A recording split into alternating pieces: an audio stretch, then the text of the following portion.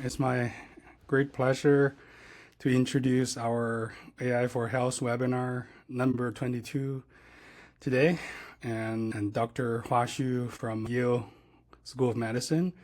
Dr. Xu is a Robert McCluskey Professor and Vice Chair of Research and Development at the Department of Biomedical Informatics and Data Science, and also Assistant Dean for Biomedical Informatics at the Yale School of Medicine. And Dr. Hua's research focused on biomedical natural language processing and data mining, as well as application for secondary use of electronic health record data. And his research is funded by many different agencies, such as HA and this CRPIT. And his method to develop in his lab has widely been used in the industry and in academia. He also served as the chair of the American Medical Informatics Association AMIA NLP working group, also leads the Observational Health Data Science and Informatics OHDSI NLP working group, American College of Medical Informatics, and also International Academy of Health Science Informatics. So I know Dr. Xu for many years, since his time at the Vanderbilt when I was at Georgia Tech. So it's been a long way. Hua has moved from several very great places, now at the Yale School of Medicine, leading their data science, biomedical informatics research. So without further ado, welcome Dr. Xu, and thanks for coming. Thank you very much. Thank you very much, Jim. And thanks, everyone. Today, I'm actually going to talk a little bit about our recent work on biomedical NLP and large language models. Let me share my screen. Hold on 1 second. You can see my screen, right? Yes. Yeah. All right. Okay. Thanks. I'll just start. Hold on 1 second. I'll just turn off my video. Okay, so this is the outline of my today's talk within the next 50 minutes-ish. So I'll start with a very brief introduction to generative AI and the large language model, which I think might not be needed for this audience, but I'll go through quickly. Then I'll talk about actually 3 projects we are working on. The first one is information extraction from clinical notes using large language model, which we have been working on for the last 20 years. And I just show you what could be different with large language model. And the second project is building foundation models for question answering and the medical diagnosis, which is another project we're working on right now. And the third one, which I actually spend quite a lot of time, is about developing visualization to bridge between AI and human to facilitate literature search. I'll start with a brief introduction. I know we talk about AI almost every day those days for us working in the data science and informatics. But we all know AI has a long history, right? Start with 1950s with AI chatbot like Eliza. It's already shown interesting results. 1990s, we're working quite a lot on machine learning. I still remember training SVM models, things like that. And then we moved to deep learning, CNN, RNN, and until 2020, it's more talk about generative AI. And large language model, GPTs shows up in 2022, really changed the world. And what is this wave of generative AI? How is it different from the previous AI we have worked on? I listed some of the differences here. So in the previous AI, we mainly trying to analyze data, but now here we actually ended to actually generating new data. And in the previous AI, you often have to spend a lot of time on prepare machine readable data, but this wave of generative AI make it more human friendly. Even someone without computing skill can actually use those AI tools, which I think is a very big difference. And the previous, we build models more for like specific tasks and often small, but now the models are kind of generalizable and they are very complex with hundreds or 1,000 billion of parameters. And of course, the other one is we rely on more GPU rather than CPU when building or making inference of those models. And we all know one of the key technology behind this generative AI is a large language model.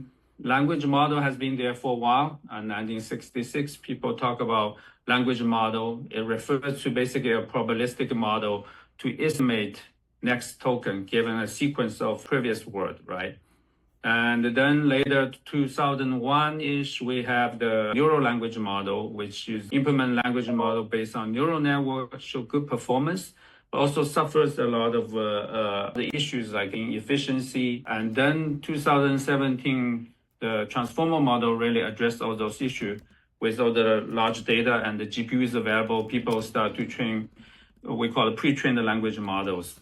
And they actually train the model on large data and show the good performance, and you can do things like transfer learning to apply to other tasks. And later on, 2022, really people showing the transformer-based pre-trained large language model. If you really train on large data set, it actually shows great performance on many different tasks, which leads to this kind of, we call the emergent phenomenon of large language model. This is the picture I borrowed from the Google's Palm, basically showing when the parameter of the model increases, the model basically can do many more different tasks with a reasonable performance. Basically, it suddenly became very smart. Since then, it's become very crowded, this space of large language model. There's a lot of model has been developed. This diagram I have here is kind of way out of date, but I think everyone understands how crowded this space is. And many successful applications also showed up in the healthcare domain. And I'm not going through the details, but you probably read all the news about the passing the medical licensing exam, things like that. And in this talk, I will talk about 3 projects like I described before. The first one is really, if we try to use those kind of large language model to extract information out of clinical notes, what's the best practice? So this is an example of clinical notes. It talk about page 7-year-old woman with history of diabetes, mellitus, hypertension, things like that. As you can see, it's actually very different from English newspapers, and it requires actually different technology to extract information out of this. And you can also see it provides a lot of detailed information of patient medical history, social history, treatment response, things like that. That will greatly improve the healthcare practice as well as clinical research if you can really pass the information out of those clinical notes.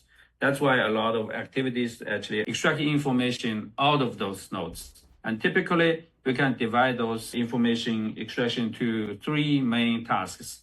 The first one is name entity recognition, trying to recognize the entities from the notes. For example, in this case, MRI of abdominal is a test.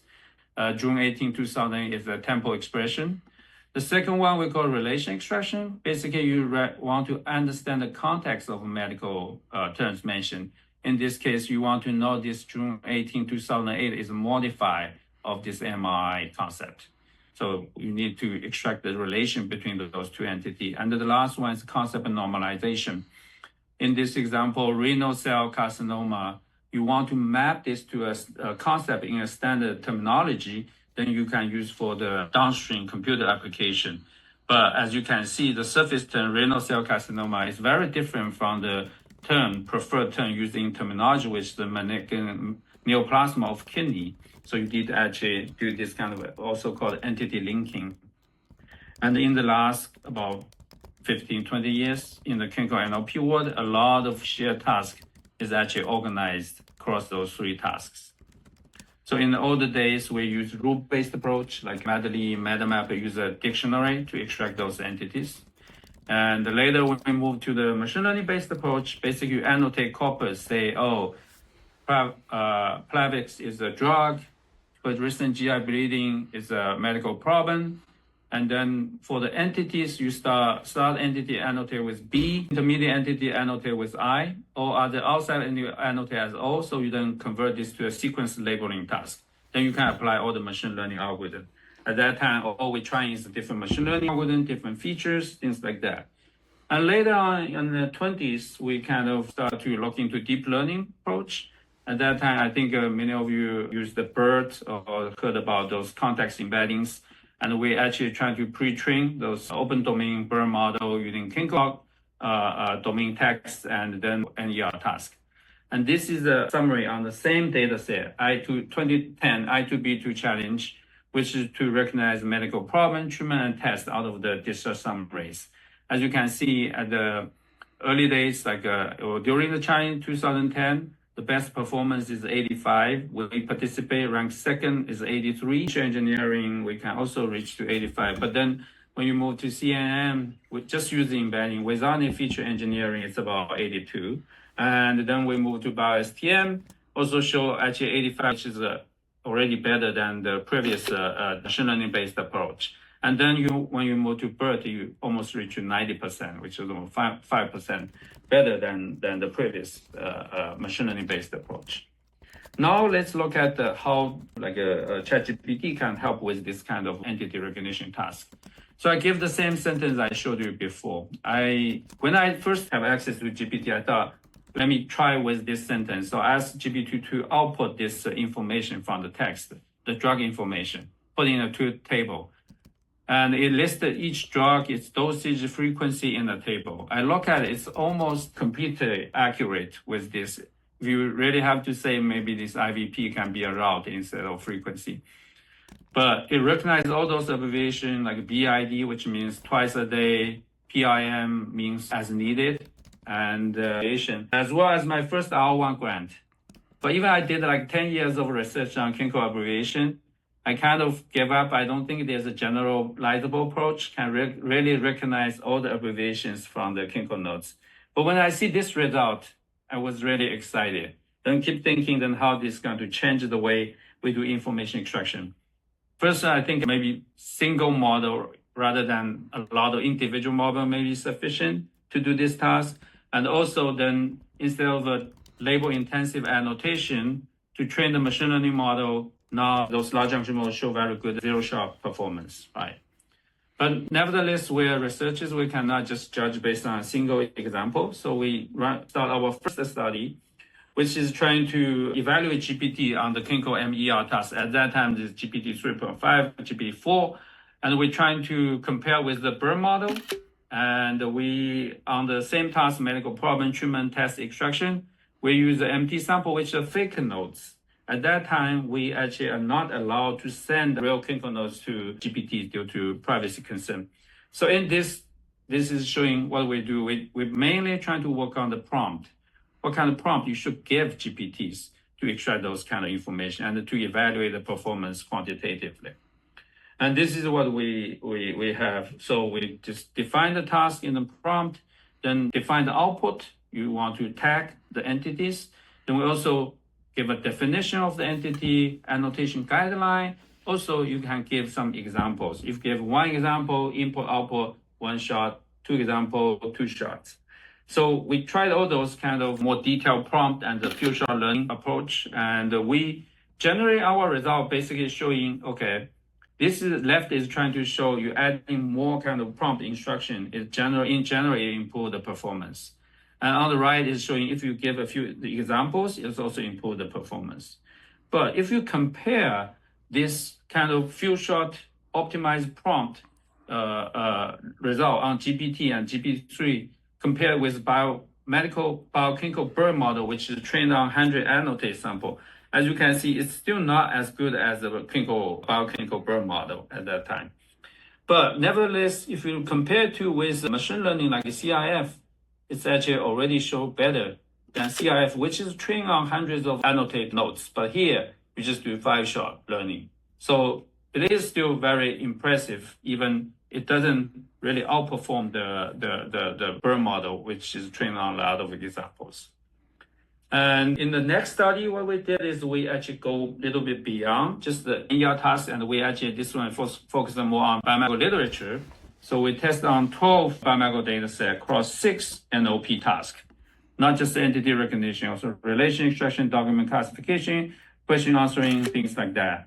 And our results shows here, I'm not expecting you to read it, but basically what we found is in terms of information extraction, NER relation extraction, few shot kind of large language model performance is still not as good as supervised trained BERT model, which is trained on hundreds of thousands of articles.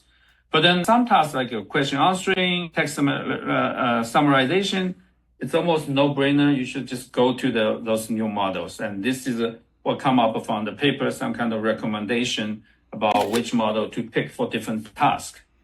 But nevertheless, the changes so quickly, right? There's new models released, and quickly we actually now see some of the statement here, although we just published the paper, are not valid anymore. I'll show you why.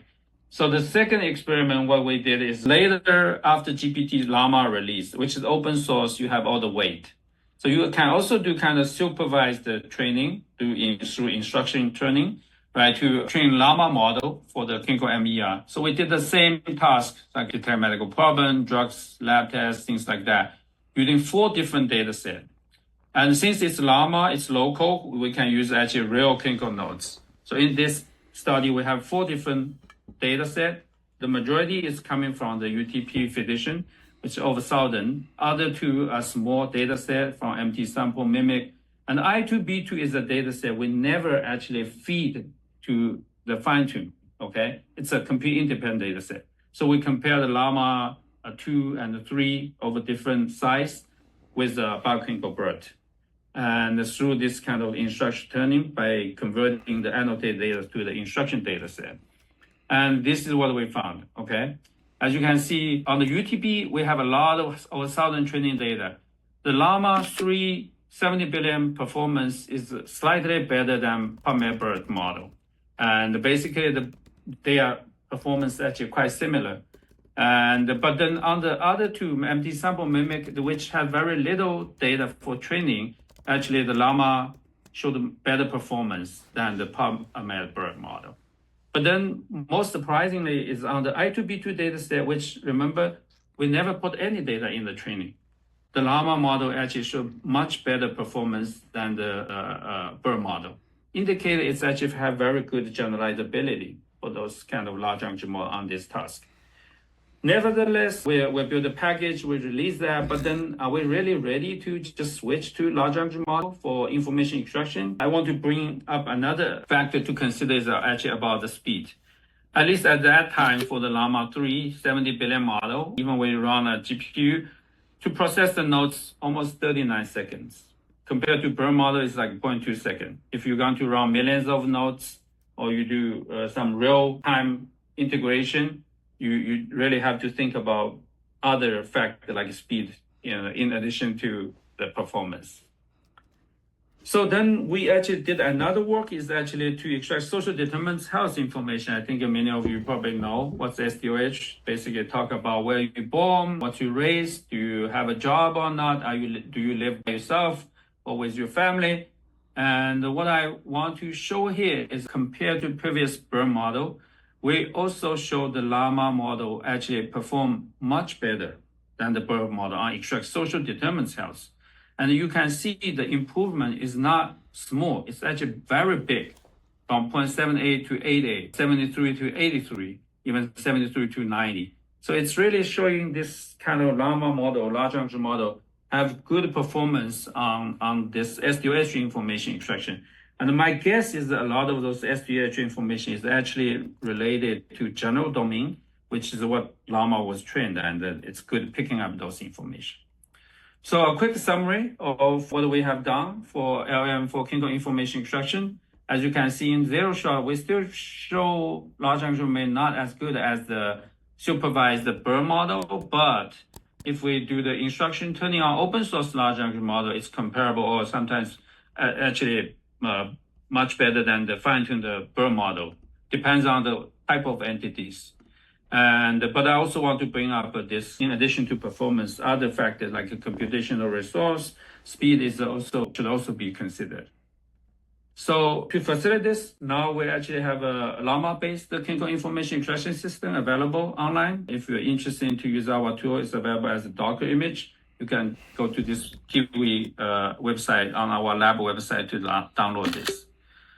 And I'll move to the second topic, which is actually building foundation large language models, more for the QA and the medical diagnosis task. So this is a story. I don't know if any of you heard about it. Basically saying a 3-year-old boy had a chronic pain. Mom went through 17 different doctors over 3 years, but still couldn't figure out what's wrong.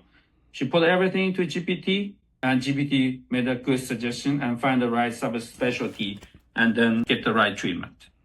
So that's really bring up the interest actually using GPT to do this kind of medical diagnosis. And there's a JAMA paper actually evaluate GPT on the New England Journal case. It shows actually top diagnostic performance on 39%, which is really interesting. So then we say, how can we further improve performance for this kind of task, right? For commercial large language model, you may do retrieval argument, or now GPT also provides some kind of fine tune. But since we have open source model, we can do continuous pre-train, we can do fine tune. And when we look at the available biomedical large language model, we don't see a good one which trained using both biomedical literature and clinical notes. So that's why we start building this biomedical foundation model we call LLaMA, which is actually based on LLaMA. We do continuously pre-train. We collect a large set of biomedical text data, 129 billions of tokens from literature, from clinical notes, from mixed with general domain data.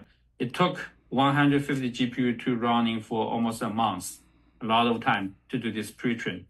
And then we also prepared a 200,000 medical question answering pair to do fine tune to make it have more kind of instruction following capability. Then you can also do task specific fine tune.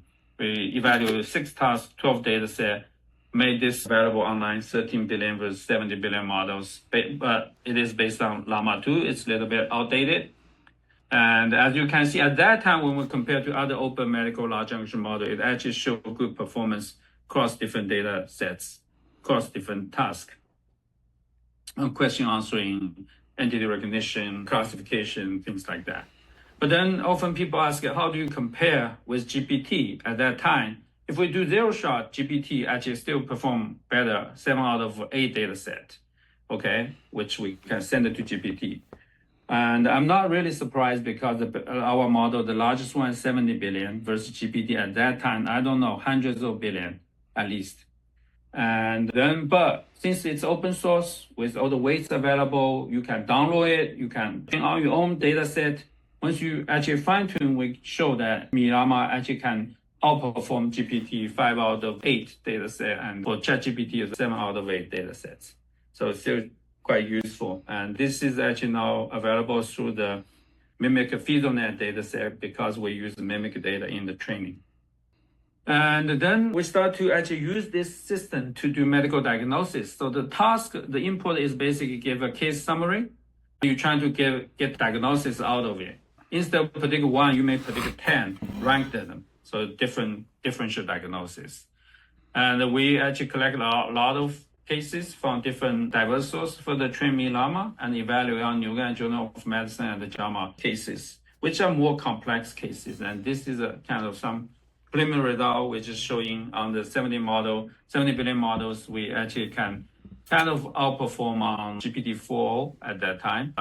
But on the JAMA cases, it's actually similar, some of them worse than GPT-4.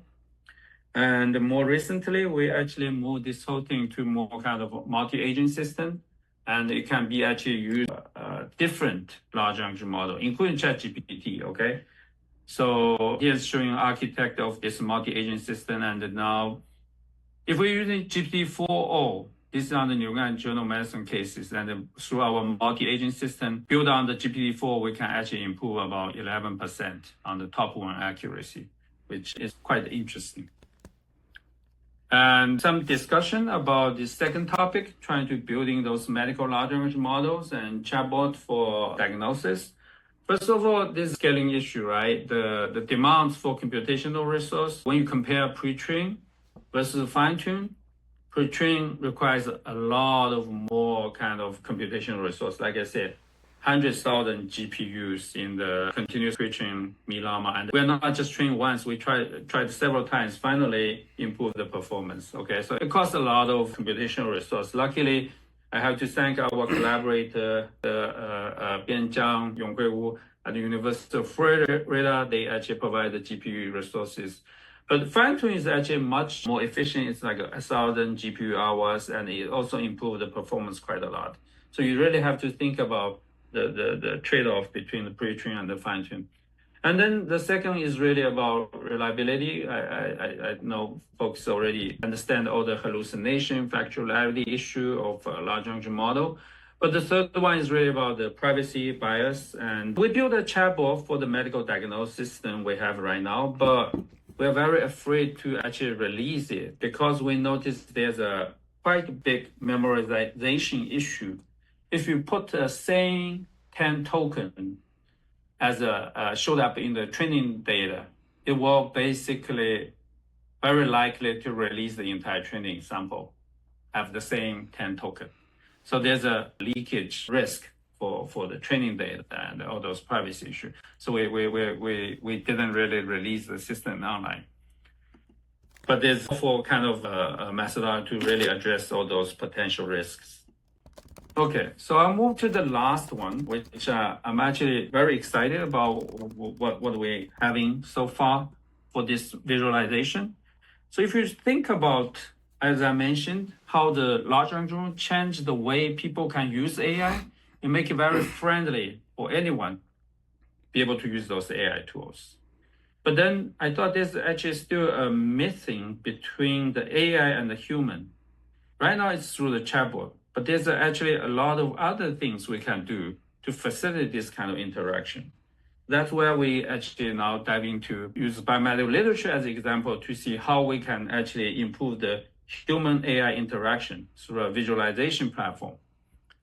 So I think everyone uses PubMed, right? When you do a PubMed search, you may get 20 or 200,000 results in hundreds of pages. And if you flip through them, I usually go maybe first 3 pages, then I just ignore the rest of it. So you really don't have an overview, the whole landscape, for example, of this research area of Alzheimer's diseases. And you don't know, see what are the different topics and how the research field change over the time, right? So that's why we are thinking about instead of getting you a ranked list, we may build a semantic map, and it should be interactive. So you can actually interact with this semantic map quickly to get information you want. That's why we start building our system called MetaVis. So this is a collection of science and nature paper about over 100 years, about 300,000 papers. So each dot is a paper. The color showing paper published different time, and the size corresponding to the citation. If a paper cite a lot, it will have bigger size. As you can see, this is kind of very visual map, and we have all the labels for each of those clusters with their topics. And you can zoom in, zoom out, and basically hope this can to actually really provide you overview of an entire landscape of a specific journal or specific research topic. And with that, we also can, instead of converting the embedding space to 2D, we can also into the 3D. So you can see kind of this 3D kind of visualization of those biomedical literature. And this is showing you, like I said, we have a time slide window. You can actually drag it.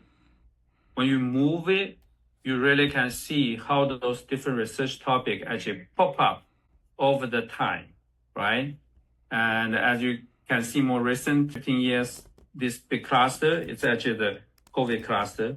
It's actually very easy to identify those kind of emerging new topics. Of course, if a topic is similar to previous one, it will be overlap, maybe slightly difficult to identify them. But some topics actually showed up very different from the previous topic, like AI, deep learning, COVID-19, things like that. So this, I'm going to show you how you can interact with this map, okay? This is a collection of GLP, the weight loss drug. There's 2 drugs. This is by the Novo Nordisk. This is, I think, by Eli Lilly. So you can see the different classes. We allow you to quickly select those collections. Each time you select it, you'll add to the right as a collection. And besides select, you also can do search. And you type any keywords, will highlight the article match the keyword. You can do a quick look. Then if you decide it also should be added to a collection, you also can add it to those collections. Right now, we are adding a few clinical trials into a collection.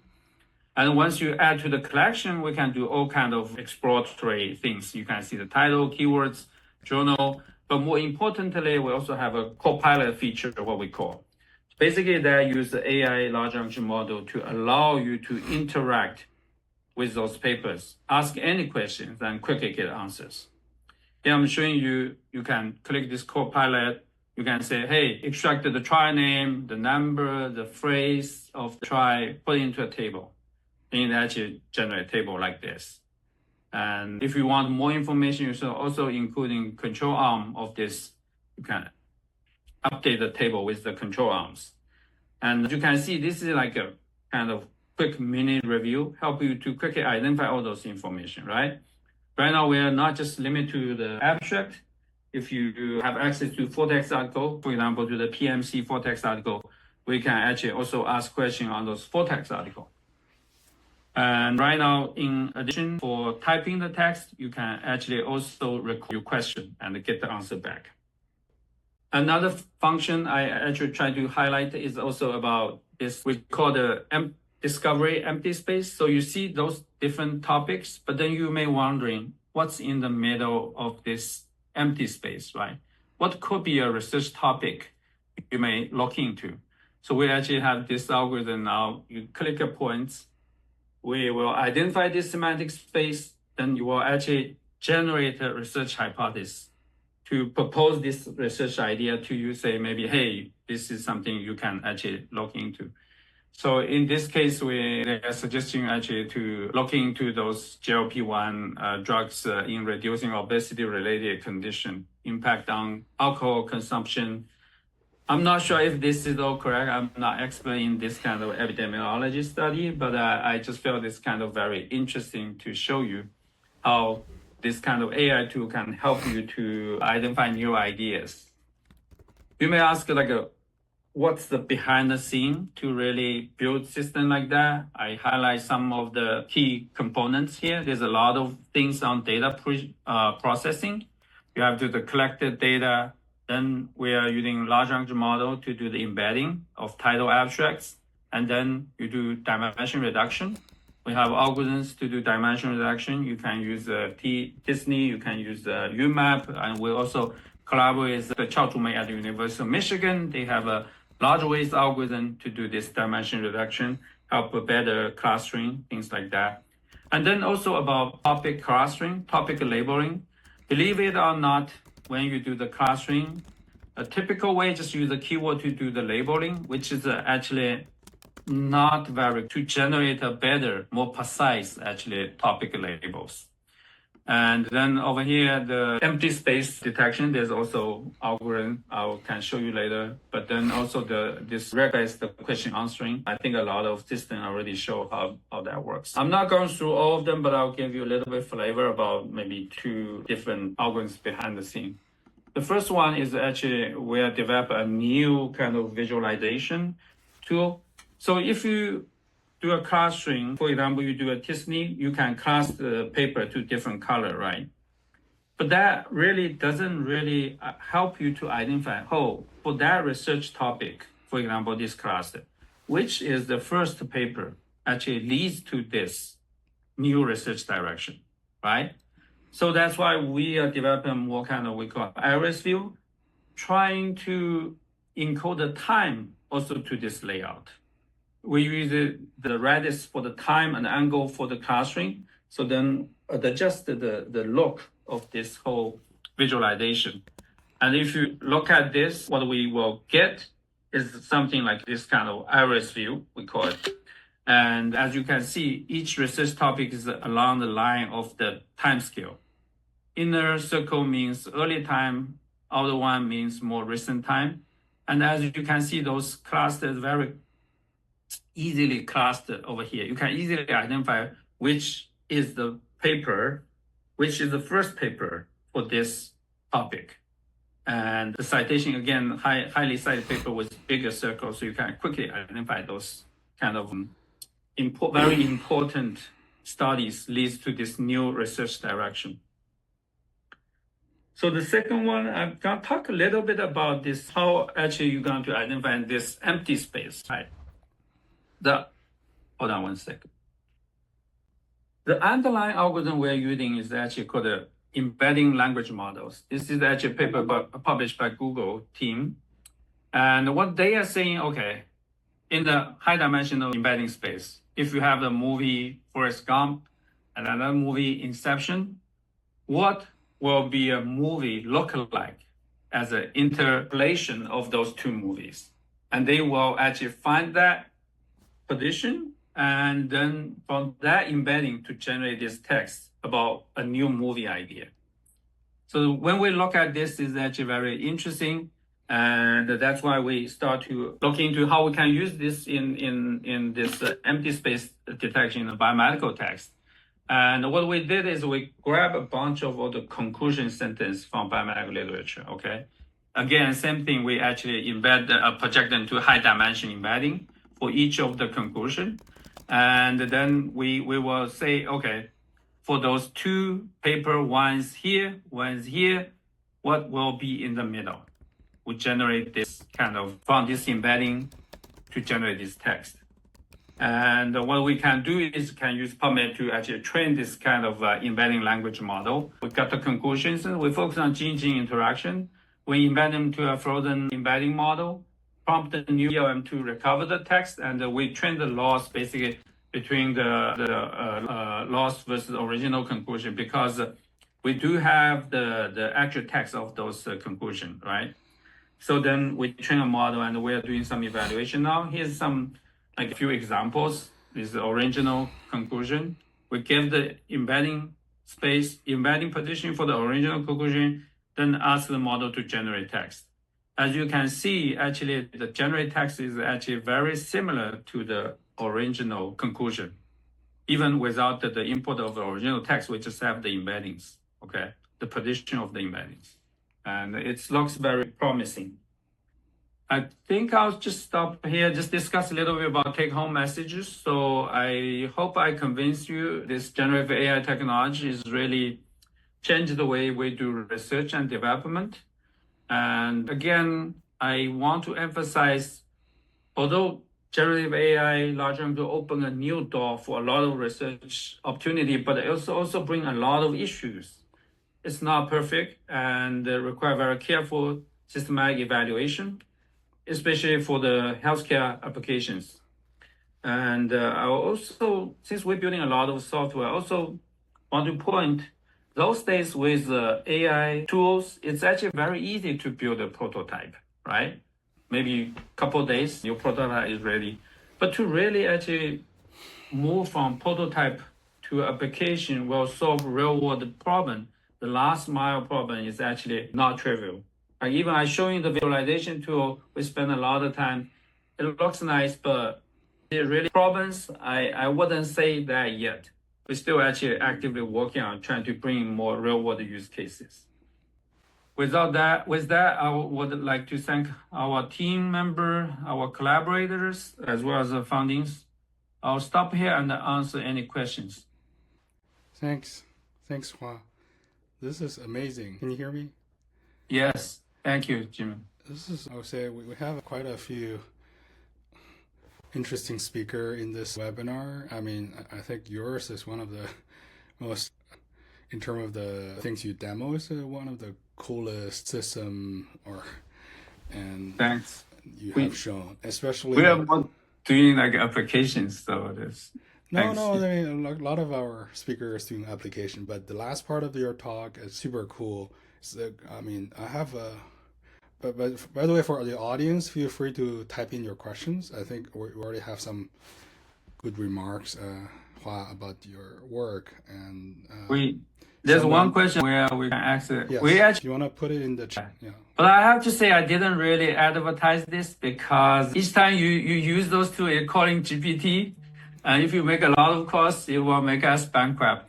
So that's actually one of the questions I have. Maybe not like towards your middle part. You mentioned the response time, right? Like this, a lot of those big model is quite costly, both from the compute, the latency, and also the cost, right? And if you want to deal with large data set as annotation or information extraction tool, that seems still too costly, right?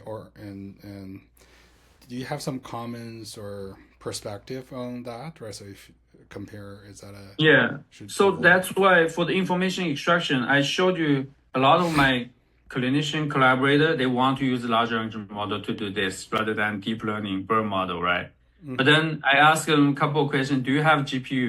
No, they don't have GPU. Mm-hmm. Are you processing millions of nodes or you just have like a few hundred? Can you wait for a long time if using large language model like LLaMA will take more than 30 seconds for nodes? Versus for some of the tasks, they already have big training data. They can build a high performance BERT model as well, and they run fast. So that's why the tool we provide, the Kiwi, we have both. We have the BERT model, we have the LLaMA based model. You can decide really based on use case. So I wouldn't really suggest we have a preprint like are we ready to switch to large language for information extraction? I think it's still based on the user scenario. You may consider different factors to really make your decision which tool to use.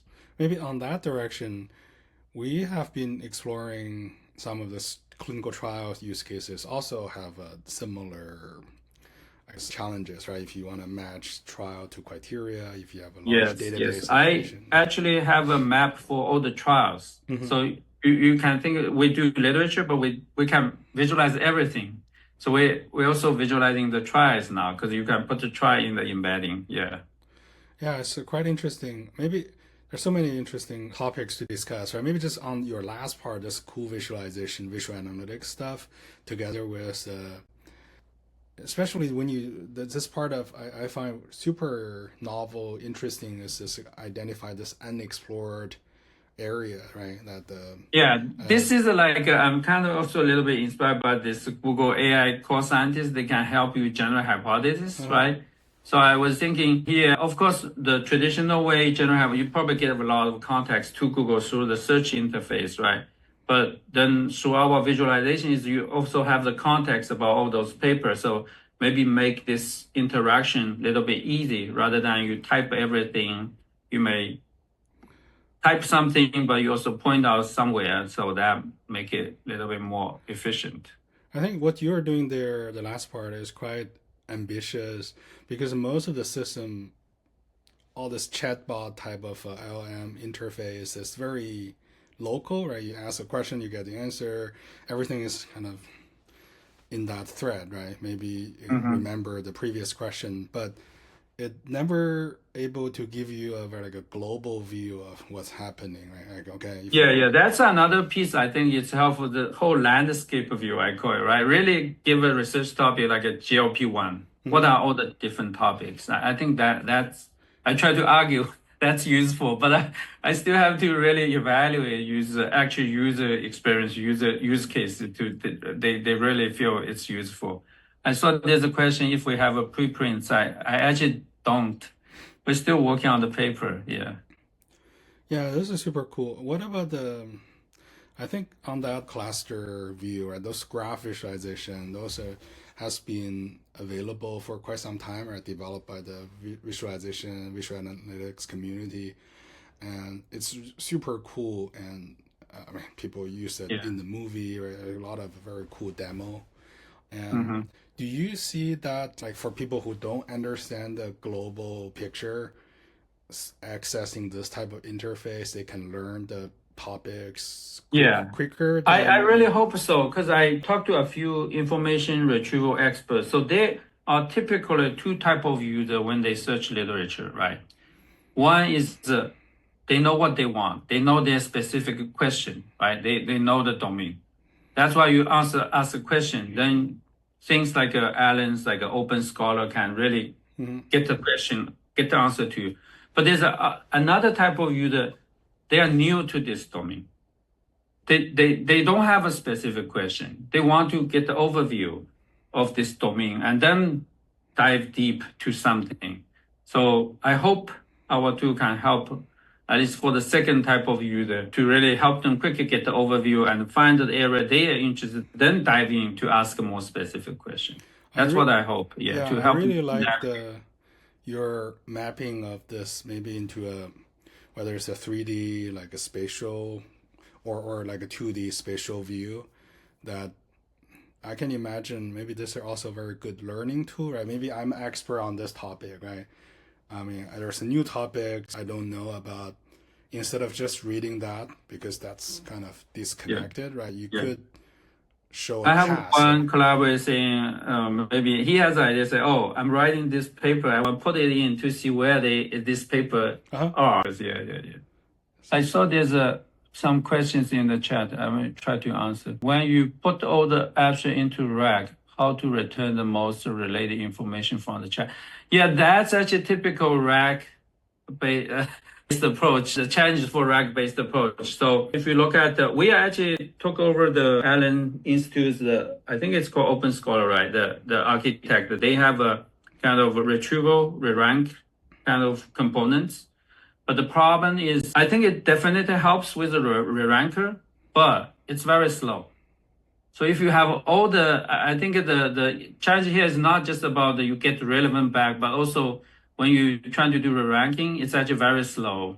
If you really run all those, you will let the user actually sitting there waiting for this. So we still don't have a good solution yet. Still working on this. We're trying to train some kind of biomedical specific kind of re-ranker. Second question. Topic level, I'm curious, beyond knowledge graph visualization, what type of human LLM do you envision that could meaningfully enhance the literature review and the knowledge discovery process? Yeah, I don't know if I really have the good answer for this, but I just feel this is really how human and with this new generation AI, okay, how human and AI can interact to make it more efficient. The other things I want to bring up is a lot of time we are actually really think about what AI can help us to do, what we can do, but more efficiently. But then this is also about what the AI can help us to do what we cannot do before. I was talking to Chao Zhu the other day. I think this is really exciting. I was thinking, okay, this kind of landscape view in traditional systematic literature review, this is impossible, right? You typically review 100 papers, then that's it. But now with AI, maybe you can do this. Like AI is really enabling human to do something we used to not able to do it. Yeah. So I think that's exciting. But I will need more use cases on that. If you have any good ideas, let me know. So on that, you build that like this big, you have the system architecture, I have a lot of component in that one slide to build the last system. Yeah. Do you see, maybe that's more like a general research, what will be a good research direction for people in this research domain, right? In the past, right, you have been in this biomedical NLP for decades, for many, many years, right? And in the past, we usually just focus on, okay, here's a new algorithm, and on this task, it performed better, right? That's sufficient to lead to a good publication. And these days, this generic LLM seems to perform quite well in a lot of tasks. So as a maybe general advice for researchers in this biomedical NLP space, what do you think are the strategy for them to pick topics? Right? A lot of people are afraid, I mean, we included, afraid of, okay, we put in time doing some specialized application of with LM, then the next version of a OpenAI model or cloud model will just already can solve that problem better. Yeah. So how do you pick problems today? I don't know if I have good suggestion because we are also kind of chasing the trend. So as you can see, we spend a lot of time actually trying to train the biomedical model, large language models, foundation models. Right. It was quite popular last 2 years, but quickly we actually now kind of, I wouldn't say give up, but we're not doing much because what we found out is like even we pre-trained it with a lot of medical knowledge, but when LLaMA switched from LLaMA 2 to LLaMA 3, it quickly outperformed our previous. So basically, the baseline model change actually makes the biggest change. You pre-train using a lot of GPUs to improve it. It improves, but the improvement is not as big as the baseline model change. Okay. So, and we cannot afford this kind of GPU usage all the time. So even now for me, LLaMA, I try to update with LLaMA 3, but we are not doing that much anymore. So we are changing, but then we are now also chasing all the aging stuff, right? I think you guys probably also, I saw you down there, probably also moving to more agent work. So we're also doing quite a lot of agent work. But then I keep thinking this whole AI thing, I think besides all those, that's why I'm doing this visualize. I feel like there's ways you really need to make AI human better interact to solve the problem. And visualization is a different angle. Not many people doing it. So that's why I kind of jump into this. So can I add a comment here? Sorry. Yes. Yeah, we can hear you. Yeah. So, I mean, you probably all look at the Health Bench recently published by OpenAI, right? If that's the thing we are going to benchmark a healthcare application or healthcare large language model, I think we have a long way to go make those models really work in healthcare domain, in medicine, right? Again, like turning the model into agents requires a lot of context and requires a lot of understanding of the workflow.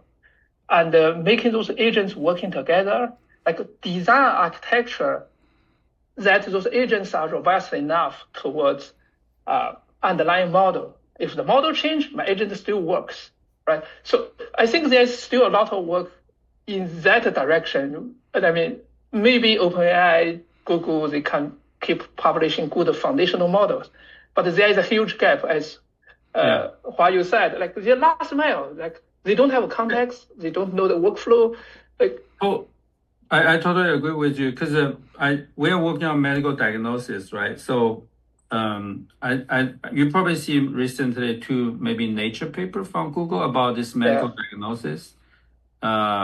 But I agree with you to actually really move this to practice. Actually, there's still a long way to go. When I talk to physicians on this medical diagnosis making, they also give me good suggestions. So instead of just say, oh, what's most likely disease the patient has, give the symptom, they often will think, what is the highest risk if I didn't accurately identify this disease? If I miss this diagnosis, that will cause a big trouble. Patient may die. So they will put that one to top to really think through this high risk disease to rule out this. So the reasoning is also have to bring those in, right? I think all those things is that when you talk a lot to the physician, then you figure out, hey, we need a second list, high risk disease list. Yeah. Well, I mean, still on that picking the topics area, I can see that, I mean, not only you, we, and probably a lot of industry folks too, from this initial, when the model, foundation model become better, they are initially worried about all those wrappers, like application of GPT or LLM will be destroyed. And then most of folks focusing on training their own model, right? Like trying to say, oh, that will be our differentiator. That turns out to be not sustainable. I think now people are realizing, okay, I saw some funny tweets one day saying, oh, turns out the wrapper is the actual mode, right? Is that so you're the last part of your talk talking about this visual analytics system, right? Really a cool way of using or maybe interact with the AI foundation model. You think that's more defendable, like moving forward as a research direction, or you think, okay, this is at least very interesting or relevant? I don't know. I think I'm trying to build some more because I was maybe there's a commercial research, both research and commercial opportunity for this kind of visualization. But I think there's a lot of things you can build. Like I said, there's actually a lot of algorithms behind each of those functions.